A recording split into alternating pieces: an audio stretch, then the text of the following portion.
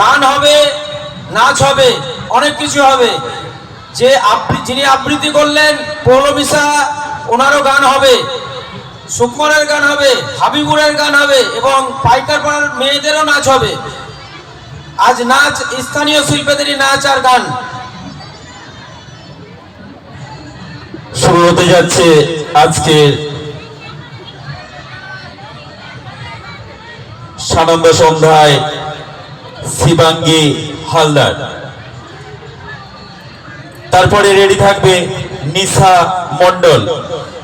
যারা নাচে নাম দিচ্ছে তারা আমাদের অপারেটরের কাছে মোবাইল নিয়ে চলে যাবে।